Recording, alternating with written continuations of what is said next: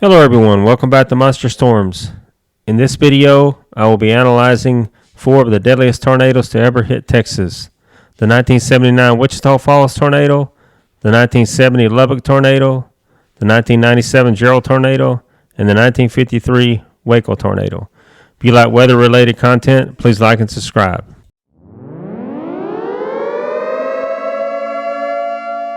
The 1979 Wichita Falls tornado began at 5:50 p.m. Central Standard Time on the southwest flank of its parent supercell thunderstorm, about 3 miles east-northeast of Holiday. Witnesses say that several small vortices were visible during the formative stages of the tornado as it moved along the Fort Worth-Denver Railroad into Wichita County. 2 oil storage tanks were blown away and several homes were unroofed near Farm Road 2650 as the tornado approached Wichita Falls. 6 cross-country steel transmission towers were destroyed just east of Farm Road 2650. About the time the tornado entered town, it changed appearance, becoming one large black cloud of condensation and debris. The tornado was about a half-mile wide when it struck Memorial Stadium, snapping light standards and causing heavy damage to the field house. McNeil Junior High was next in the path of the tornado, and the school was severely damaged. The western portion of the school building was crushed by the intense winds. The tornado then moved east-northeast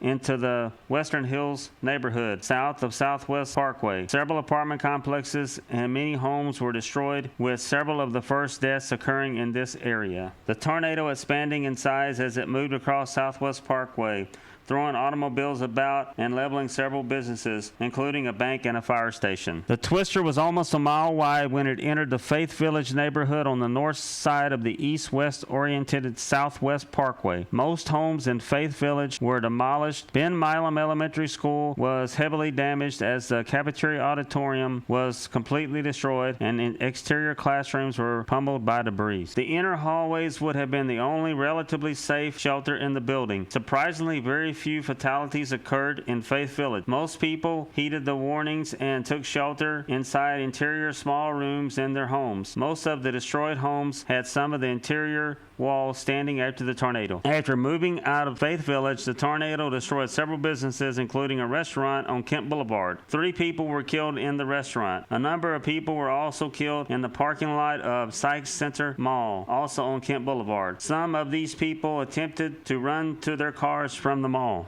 Inside the mall, portions of the JCPenney store collapsed, while other stores received light to moderate damage. No one was killed and only several major injuries occurred among the approximately 1,000 shoppers who were in the mall. The mall was on the north side of the tornado path and appeared to escape the most violent winds. Near the center of the tornado, about a half-mile south of the mall, a church was demolished with 1 person killed inside the building. The tornado then crossed a short span of open fields before moving into the Colonial Park area. More widespread home damage occurred in Colonial Park, and several more apartment complexes were demolished. The heaviest damage in the apartments occurred on the 2nd floor of 2-story buildings. The tornado then swept through the Southmore area, destroying homes and a shopping center. After crossing U.S. Highway 281, the twister then struck the Sun Valley neighborhood, destroying additional homes, apartments, and businesses on the south side of U.S. Highway 287. A large number of cars were smashed, and some people were killed along U.S. Highway 287. Some of these people had stopped their cars under an overpass seeking shelter from the storm. The tornado leveled a mobile home park on the north side of U.S. Highway 287, but residents had evacuated that area and no fatalities occurred in the park. The tornado then destroyed several industrial plants before moving into Clay County just south of Texas State Highway 79. The tornado was 1.5 miles wide as it moved through 8 miles of residential area in Wichita Falls. The intense damage averaged between 1/4 and 1/2 mile in width. 42 people were killed outright and 3 died as a result of heart attacks. Further statistics reveal that 25 of the deaths were auto-related. 16 of these 25 were people who entered their cars trying to evade the tornado. 11 of the 16 left homes that were not even damaged. 8 people were killed outside, 4 people killed in homes and apartments, and 4 others were killed in public buildings. 1,700 injuries were reported in Wichita Falls. Total damage in Wichita Falls was estimated at $400 million.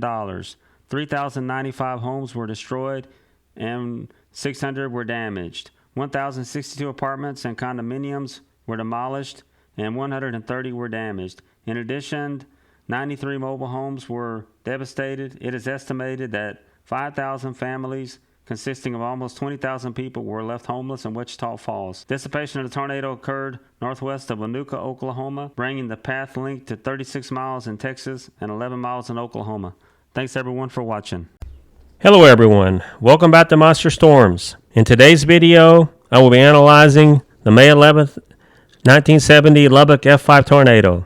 On May 11th, 1970, portions of Lubbock, Texas were struck by a powerful multi-vortex tornado after nightfall, resulting in 26 fatalities and at least $135 million in damage. It was in its time the costliest tornado in U.S. history, damaging nearly 9,000 homes and inflicting widespread damage to businesses, high-rise buildings, and public infrastructure.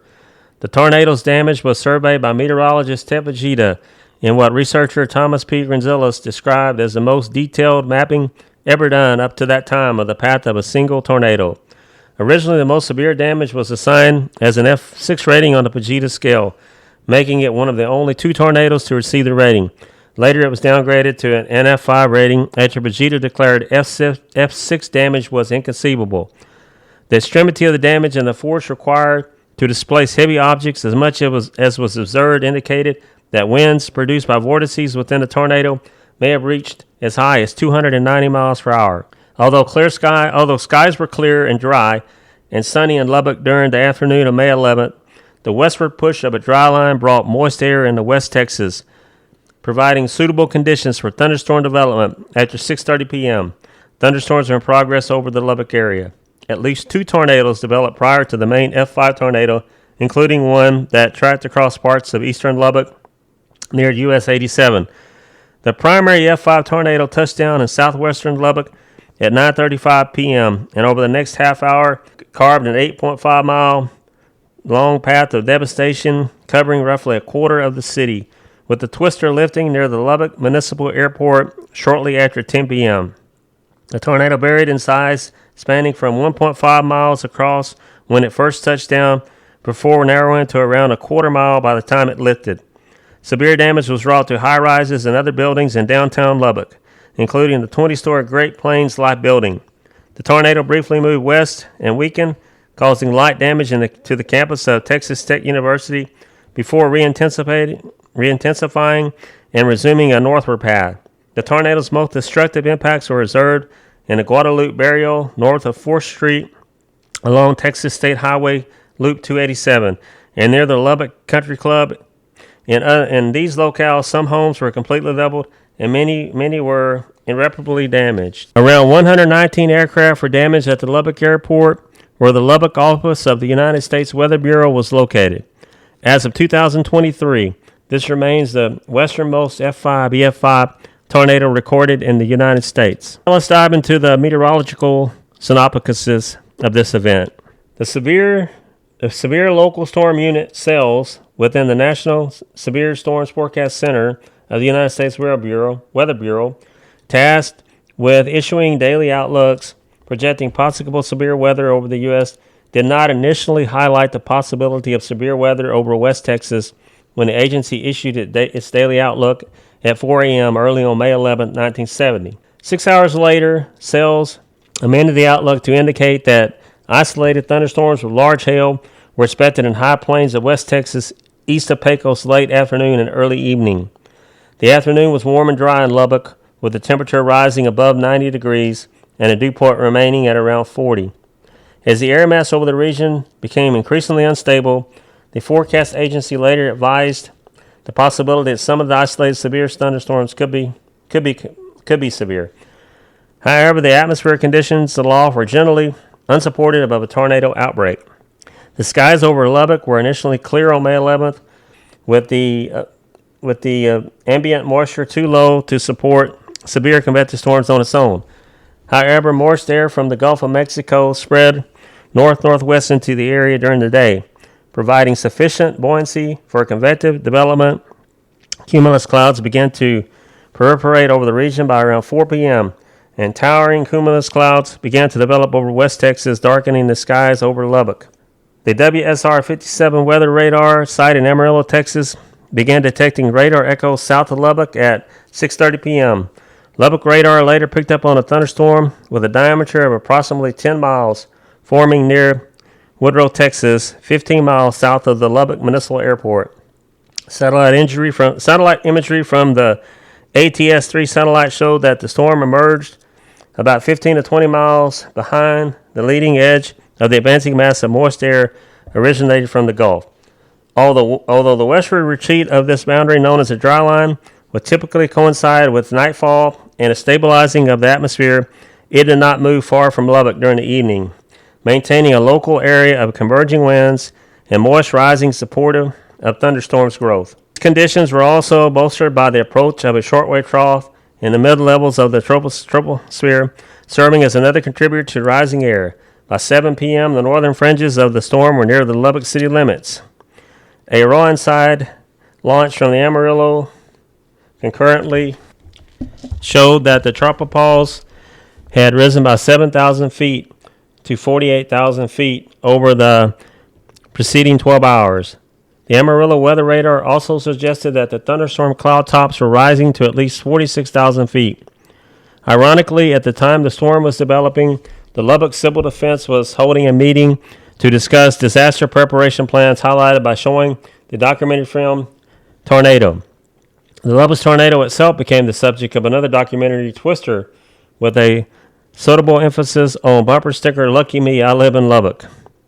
With the storm approaching and threatening to become severe, Alan Johnson of the Weather Bureau called Bill Payne, the director of Lubbock Civil Defense, to provide notice of the inclement weather. The emergency operations center at the basement of the Lubbock City Hall was activated at 7:45 p.m. following the discussion between forecasters at the local National Weather Service office in Lubbock, located at the Lubbock Airport. In the radar operator in Amarillo, a severe thunderstorm warning was issued by the Lubbock WBO for Crosby, Floyd, Lubbock, and Hale counties at 7:50 p.m. with an expiry time of 9 p.m. This warning was disseminated via the emergency action notification signal and through local radio and television stations such as KFYO. Continuously ran without commercials after this time until 7:30 a.m. on May 14th, despite the increasingly conducive atmospheric conditions for the formation of severe thunderstorms. The NSFFC did not issue a severe thunderstorm warning watch or tornado watch for the region before storms developed. The Environmental Science Services Administration wrote in a service assessment of the weather event that the lack of such a watch from the NSFFC demanded some explanation, but also noted that their absence did not affect the operations of the Lubbock WBO. Large hail the size of grapefruits were reported in the thunderstorm 5 miles south of Lubbock at around 8 p.m., with baseball-sized hail reaching southeastern Lubbock by 8:13 p.m. Severe weather statements were transmitted by the Lubbock WBO over the weather service or the weather wire service to relay the hail reports as the storm neared Lubbock. Radar data indicated that the thunderstorm's cloud tops had increased to 55,000 feet. At around the same time, an off-duty policeman reported a funnel cloud 7 miles southeast of the Lubbock Airport and 3 miles east of the city limits. This, along with the detection of a hook echo on radar, prompted the Lubbock Weather Bureau office to issue a tornado warning for Crosby, eastern Florida, western Hale, and Lubbock counties until 8 p.m., with an expiry time of 9 p.m. At 8:30 p.m., a tornado, the first of two, struck the Lubbock area, touched down near the intersection of Broadway and Quint Avenue in eastern Lubbock. Described by tornado researcher Ted Fujita as a small front-runner to the main Lubbock tornado. This first twister produced a damage path roughly 2 miles across and caused structural damage indicative of a wind gust reaching around 75 miles per hour. The most severe damage occurred near the interchange between US 82 and Parkway Drive, which was under construction at the time. There, 13 concrete beams weighing 109,000 pounds each and doubly weighted with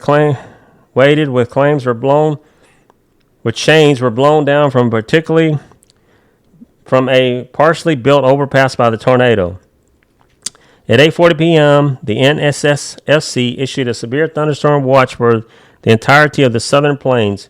Concurrently, two thunderstorms quickly developed 8 miles southwest of the Lubbock airport and moved northeast at 25 miles per hour.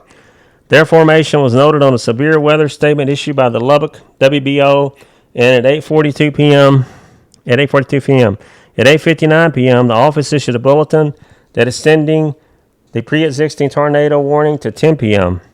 The bulletin also advised people to prepare to seek shelter, with radar imagery and reports continuing to indicate that a tornado was in progress, roughly 7 miles southwest of the Lubbock airport. At around 9 p.m., a separate tornado listed as an F1 tornado in the National Centers for Environmental Information Storm Events database unroofed a barn approximately 8 miles north of Crosbyton, shearing the sheet metal roof over a nearby pasture. Large hail continued to fall throughout Lubbock, with reports indicating half the size of golf balls and baseballs. After around 9 p.m., the radar echoes associated with the storm in the Lubbock area began to congeal, resulting in a singular, larger echo. This coincidence had been previously observed in connection with tornado genesis. By 9:14 p.m., the severe thunderstorm was 10 to 15 miles in diameter based on radar data. The main Lubbock tornado, much larger and more destructive than the previous tornadoes, touched down near the intersection of the 19th Street and University Avenue and began to track towards the northeast. The WSR-1 radar site in Lubbock simultaneously observed a hook echo in this thunderstorm coincident with the newly formed tornado. This prompted the Lubbock WBO to alert the Lubbock Civil Defense EDC, which in combination with a spotted report of a funnel cloud in the area resulted in the activation of the tornado warning sirens. However, the tornado winds had already severed the power lines that serviced many of the sirens, rendering them inoperable and causing their failure to activate. Although police cruisers also sounded their sirens to alert those nearby of the imminent tornado, many ultimately did not hear either signal and thus likely received no warning. Communications were brought down as the tornado tore through Lubbock and triggered widespread power outages. At 9:43 p.m., Bud Andrews, the radio announcer on KFYO, directed listeners to take shelter shortly before the AM station stopped transmitting. The Lubbock Civil Defense Headquarters lost commercial power and communications at 9:46 p.m., with the exception of a single telephone line. The Lubbock WBO was able to reach the EDC at 9:47 p.m. to relay that the hook echo observed on the radar was in the vicinity of 4th Street and Avenue U. This was the last communications transmitted by the Lubbock WBO, as all communications went offline at 9:49 p.m. The WSR-1 radar also went offline around the same time following the downing of the emergency generator. The personnel at the office abandoned their posts and took shelter at 9:55 p.m. shortly before the tornado passed over the Lubbock WBO. With the Lubbock WBO no longer fully operational, dissemination of subsequent tornado warnings were carried out by the agency using the VHF FM radio of the Lubbock Fire Department. This was ultimately the only line of communications between the Lubbock WBO and the surrounding area, and allowed tornado warnings to be communicated to the Abernathy, New Deal, and Petersburg areas at 10:10 p.m. Wind gusts at the nearby airport reached 77 knots or 89 miles per hour at 10:03 p.m., likely coinciding with the tornado's passage over the airport and the Weather Bureau office. The tornado lifted near the airport shortly thereafter. All weather warnings were called off by the Lubbock WBO at 11:30 p.m.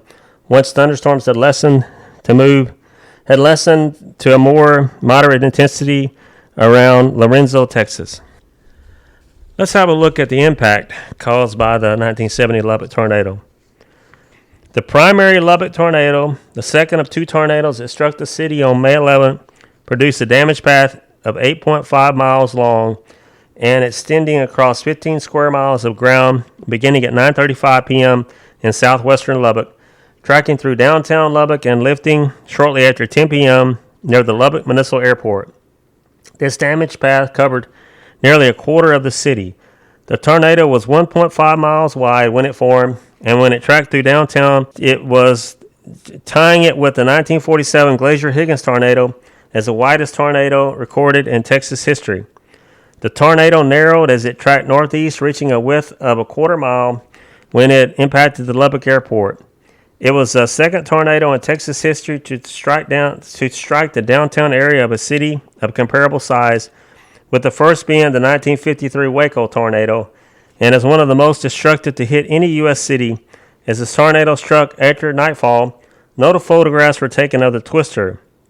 There were 26 fatalities and numerous injuries, with estimates of the lower bound on the number of casualties ranging from 500 to as high as 2,000.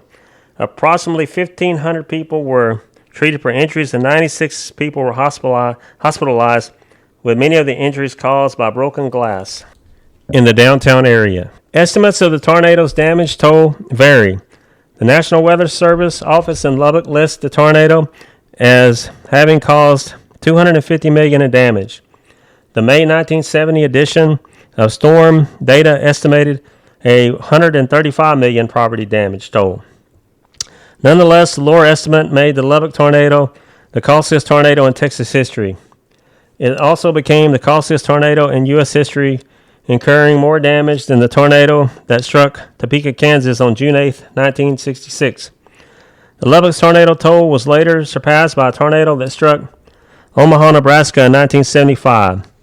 According to the National Weather Service, 8,800 homes were damaged, of which 430 were destroyed.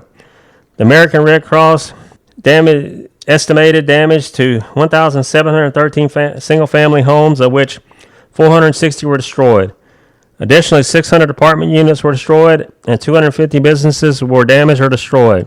10,000 vehicles were also damaged or destroyed. Some cars were compacted to a height of 2 to 3 feet above the ground. Damage to private vehicles reached approximately 3 million.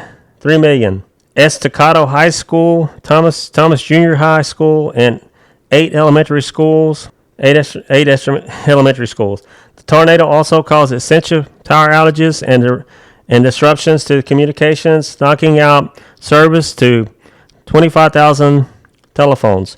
Large trees were also uprooted throughout the damaged swath. The severity of the damage along the tornado's path varied considerably, a phenomenon the National Bureau of Standards ascribed to both the varied structural integrity of the buildings impacted and the varied wind patterns generated by the tornado. In some areas, homes with minor shingle damage remained standing next to homes with total loss of their roofs, while an NBS investigation concluded that two tornadoes touched down east of Texas Tech University before merging into a single tornado north of downtown. Analysis of the tornado damage conducted by TIP Wichita deduced there was a singular multiple vortex tornado composed of smaller vortices that produced smaller areas of serious damage. 25 of the 26 fatalities occurred in the paths of these smaller vortices. Fujita's analysis of these vortices, which he termed section spots, suggested that rotational winds of 145 to 290 miles per hour were produced by the tornado. 2 homes in the path of one of these small vortices were pulverized, with the remaining debris carried 200 feet away onto a field. One empty fertilizer tank weighing 16 tons was displaced 890 meters or 2,930 feet, with the tank likely remaining airborne for 2,300 feet before being lofted by a tornadic vortex above US 87 before rolling to its final position. When Fujita proposed this synoptic scale of the rating for rating tornado damage in 1971, he rated the most severe damage from Lubbock as F5, the highest practical rating on the scale. John A. Shanahan of Stone and Webster analyzed several several instances of severe damage produced by the tornado, finding that horizontal winds may have ranged between 150 and 250 miles per hour. Supporting evidence for winds of such strength included a steel tank weighing 37,570 pounds being displaced 2,700 feet from its initial supporting structure. Downtown Lubbock was heavily impacted by the tornado, with skyscrapers and buildings subjected to the tornado's violent winds. The tornado also narrowed during its traversal of downtown to a diameter of roughly 1/4 mile, producing in a corresponding increase of winds around the tornado. 80% of the plate glass windows in the downtown district were shattered. The tornado's property struck the 20-story Great Plains Life Building, now known as the NTS Building, distorting the building's frame counterclockwise and disassembling three of the building's four elevators. The torsion of the entire building resulted in several cracks in the building's stairwells and on the fire protecting surrounding steel columns within the tower. Brick was also stripped from the building, and windows were blown out by the atmospheric pressure differences induced by the tornado. Interior pressure buildup fractured load-bearing columns and lofted ceilings. As the center of the tornado remained a half-mile northwest of the skyscraper, the building likely avoided more extreme damage. The damage total nonetheless reached about $2 million. There were around 30 people in the building when the tornado hit. They took shelter in the lobby as the tornado passed nearby. The predominantly glass north and southern areas of the 15-story First National Bank Pioneer Natural Gas Building, now the Wells Fargo Building, were largely destroyed. The marble veneer of the building's eastern and western ends were ripped from their copper wire anchor. Strong winds penetrated the building's interior, damaging suspended ceilings. Total damage in the building was around $1 million. Signs were ripped from the roof of the Lubbock National Bank Building, while the Citizens National Bank Building and Lubbock County Courthouse sustained primarily minor window damage. The two-story plate glass windows on the eastern side of the Lubbock City Hall were shattered, leading to the collapse of some interior walls. Overall, the city had sustained moderate damage. The City Hall had sustained moderate damage. Federal government buildings in downtown Lubbock avoided significant damage, with occupied operational buildings collectively sustaining only around $2,000 in damage. However, $150,000 worth of construction materials were damaged at the site of the 8-story federal office building, which was under construction at the time. Several churches were damaged. The Broadway Church of Christ lost roof tiles and window panes, and the roof of the Cumberland Presbyterian Church collapsed. The publishing facilities of the Lubbock Avalanche Journal were crippled by the tornado. The roof of the Central Fire Station collapsed, smashing fire trucks below. One dispatcher on duty was struck by shards of flying glass and lost an eye. One Greyhound bus was hurled onto a downtown building by the tornado.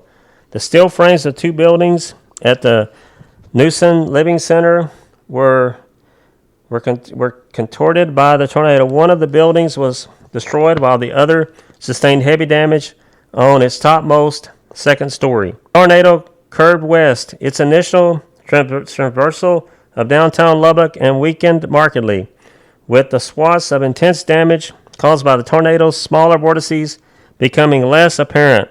One of the light towers of the Jones Stadium on the campus of Texas Tech was destroyed. The tornado curved west. Its initial traversal of downtown Lubbock and weakened markedly, with the swaths of intense damage caused by the tornado's smaller vortices becoming less apparent. One of the light towers of the Jones Stadium on the campus of Texas Tech was destroyed, while three others on the stadium's eastern side were bent by the tornado winds. The stadium itself sustained light damage. This was the extent of the tornadic damage on the university's campus. After the tornado reached the intersection of University Avenue and 4th Street, it looped eastward and intensified, becoming increasingly destructive. Student housing in the Overton area of Lubbock was particularly hard hit, with the severity of the damage requiring demolition of the remaining structures. The University Arms, apparently on 5th Street and University Avenue, sustained moderate damage. The Arnett-Benson subdivision sustained significant damage, and the roofs were damaged and tree limbs were torn near the Clovis Highway. The Brookshire Inn was seriously damaged. Industrial buildings were hard hit by the tornado, including several warehouses. Buildings with large segments of exposed and unsupported roofs suffered greatly, experiencing heavy damage or total destruction. 5 of the cylindrical grain bins at the Good Pasture Incorporated grain elevator, each covered by 10-inch thick and steel-enforced concrete, were blown open by the tornado. Damage to public facilities amounted to roughly $10 million. Both of the Lubbock Power and Light power plant were near downtown, and the LP&L number 2 power plant on Municipal Hill were knocked out by the tornado. After clearing the downtown area, the tornado tracked northeast along U.S. Highway 87.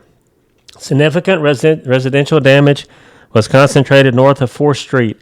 Apartment complexes along the northern side of 4th Street near Indiana Avenue were unroofed.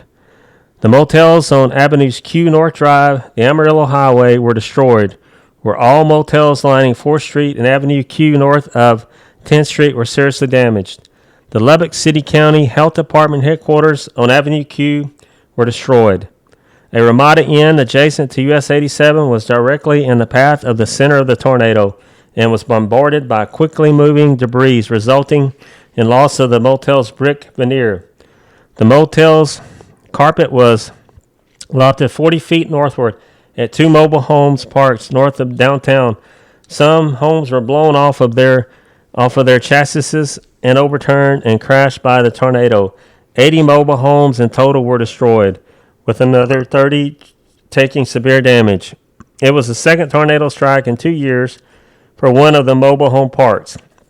Many of the complex's residents took shelter in the basement of a nearby house. The most severe residential damage was wrought in the Guadalupe neighborhood between Avenues A and Q north of 4th Street, along the northern part of Loop 289 in the Lubbock Country Club west of the Amarillo Highway. The tornado inflicted considerable damage to homes near the Lubbock Country Club. Some homes disintegrated and others were fully unroofed. Without basements or storm shelters, many residents sought shelter beneath mattresses in their homes. Nearby trees were denuded of their leaves, and debris in the area were numerous. The tornado then tracked across the Lubbock Municipal Airport, damaging hangars and buildings. Aircraft were strewn by the powerful winds across the airport tarmac. Roughly 100 public airplanes were destroyed by the tornado, both within and outside the hangars, with another 19 small military aircraft irreparably damaged. The rim of the funnel cloud, at the time measuring between 1/3 and 1/4 mile in diameter, came as close as 3/4 of a mile to the Lubbock WBO, with the office anemometer registered a peak wind gust of 75 kilometers or 89 miles per hour. Let's have a look at the aftermath of the 1970 Lubbock tornado. 26 people were killed in the tornado or died due to injuries received during the storm. Hospitals turned away people with minor injuries due to the sheer number of casualties inflicted by the tornado. With its water pumps rendered inoperable, the city relied on external sources of water, including the Pearl Brewing Company in San Antonio. After the storm, Major Jim Granberry imposed a curfew, and Police Chief J.T. Ally issued orders that looters would be shot on sight. No looting was reported throughout the ordeal. The city council was directed to head the rebuilding process, which continued under Granberry's successor, Morris W. Turner. The Lubbock tornado also served as a model for the development of the Wichita scale, developed a year later. Bud Andrews and Ernesto Burton, Lubbock radio broadcasters, were given presidential citations from then U.S. President Richard M. Nixon for coverage of the disaster. Despite the destruction wrought by the tornado, the recovery effort revitalized the strengthening Lubbock economy and helped to bring about a period of sustained economic and physical growth. Numerous buildings throughout Lubbock were damaged beyond repair and were demolished after the tornado. This included the northwestern section of downtown, whose demolition made way for the construction of the Lubbock Memorial Civic Center and the George and Helen Mahoon Public Library. Civic leaders had lobbied for a civic center and other public development of downtown in years prior and used the redevelopment of downtown to make these visions a reality. New hotels and restaurants were constructed along the largely devastated east side of Avenue Q. The residents of the predominantly Hispanic neighborhoods of Guadalupe moved to primarily the southern and western portions of Lubbock. The Lubbock Urban Renewal Agency rebuilt the largely destroyed Guadalupe neighborhood. Progress was slowly for many years before substantial reconstruction occurred. The damage path of the Lubbock tornado was the subject of a detailed mapping carried out by Ted Pagita. Researcher Thomas B. Gonzalez described this mapping as the most detailed mapping ever done up to that time of the path of a single tornado, becoming a seminal work in understanding the relationship between tornado subvortices and extreme damage. The degrees of damage wrought by the tornado also became the basis for 6 tiers of the Pagita tornado scale, which served as the standard for classifying tornadoes until it was suspended by the enhanced Pagita scale in 2007. 50 years after the disaster, the Lubbock Tornado Memorial Gateway Park was opened at Avenue Q and Glenna Goodcore Avenue in downtown Lubbock, a spot along the destructive path of the larger tornado. The memorial includes 2 flowing black granite-clad walls representing the 2 paths of the tornadoes. There are also artistically bent streetlights representing the power of the tornadoes, and one relic from destruction, a snapped-off utility pole. The walls are engraved with the timelines of the tornado events. A map of the destructive paths overlaid on a street map of the city at the time, and location references on the map indexed to the individual names and ages of 26 victims who died as a result of the second tornado. There are also quotes from survivors and other details. Folks, this concludes our analyzed look into the 1970 Lubbock tornado.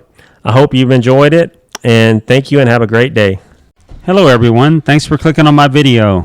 If you like weather history content, please like and subscribe. In today's video, I will be discussing the 1997 Jarrell tornado, also known as the Dead Man Walking tornado. So let's dive right into it. The Jarrell tornado of 1997 was a devastating tornado that struck the town of Jarrell, Texas, USA on May 27, 1997. It was one of the most destructive tornadoes in U.S. history. Here are some details about the tornado. The tornado occurred on May 27, 1997 in the late afternoon. It struck around 3:45 p.m. local time. The tornado was rated as an F5 on the Pagita scale, which is the highest level of tornado intensity. It had estimated wind speeds of over 260 miles per hour. The tornado's path was approximately 7 miles long and around 1.3 miles wide. It carved a path of destruction through Jarrell and the surrounding area. The town was particularly hard hit, with numerous homes and structures completely leveled or heavily damaged. Tragically, the tornado resulted in significant loss of life. 27 people lost their lives due to the tornado and dozens were injured. The tornado's incredible power resulted in a near total destruction of some neighborhoods. Homes were swept away, leaving only debris behind. Vehicles were thrown great distances and mangled. Trees were debarked and the landscape was left barren. The tornado prompted a massive response from emergency services, search and rescue teams, and volunteers. The recovery efforts were challenging due to the intense of the extent of the damage. The tight-knit community of Jarrell received support from surrounding areas and beyond. The Jarrell tornado is significant in meteorology and tornado research. Due to the extensive documentation and analysis conducted by researchers, the data collected from the tornado has contributed to a better understanding of tornado formation, behavior, and the impact of severe tornadoes on structures. The Jarrell tornado underscored the importance of tornado preparedness, early warning systems, and safe shelter. It also led to improvements in tornado forecasting and emergency response strategy. The 1997 Jarrell tornado serves as a somber reminder of the destructive power of tornadoes and the importance of being prepared and staying informed during severe weather events. Thanks everyone for watching. The Waco tornado on May 11, 1953, tops the list as the deadliest tornado in Texas since 1900. The violent and deadly twister ripped through the downtown area, killing and injuring hundreds. The Waco tornado on May 11, 1953, tops the list as the deadliest tornado in Texas since 1900. The violent and deadly twister ripped through the downtown area, killing and injuring hundreds. By 9:30 a.m., a muggy spring morning was already taking place across much of central and eastern Texas. Temperatures were in the mid-70s from Dallas to Waco to Austin, with lower 80s along the Gulf Coast. Breezy southeast winds were ushering rich Gulf moisture into the region, with dew point readings in the lower 70s across southern and central Texas. Early morning storms across the big country from Abilene to Junction produced outflow boundaries or pools of cooler air as they dissipated. It is thought that these boundaries played a role in tornadic development across Texas later in the day. During the afternoon hours, scattered storms developed along a dry line extending from the eastern Texas Panhandle to Midland to west of Del Rio. One supercell produced a tornado at San Angelo approximately 2:30 p.m. after likely interacting with an outflow boundary from morning storms. The tornado was rated F4, killing 13 and injuring 153. The 20-mile path resulted in the damage or destruction of 519 homes, 19 businesses, and 150 cars. As the San Angelo storm dissipated, another storm developed in southwest McLennan County. Taking a closer look at the surface chart from 4:30 p.m., winds at Waco were from a more east-southeasterly direction than winds at surrounding observation sites. The additional turning of the winds in a localized area was likely the result of a nearby outflow boundary and may have enhanced the tornado potential of the storm. The tornado touched down around 4:10 p.m. southwest of Waco near the town of Lorena in McLennan County. After destroying a home north of Lorena, the tornado moved northeastward toward Waco. The tornado was approximately 1/3 of a mile wide and wreaked havoc through the downtown area. Eyewitness reports indicate very heavy rain falling at the time of the tornado, making it difficult for people in downtown Waco to see the twister coming and take appropriate action. Although radar data at the time was primitive compared to what is available today, the eyewitness accounts of heavy rainfall suggest the tornado was spawned by a high precipitation supercell. The twister continued plowing northeast of Waco, likely dissipating into the community of Axtell after a 23-mile long path of destruction.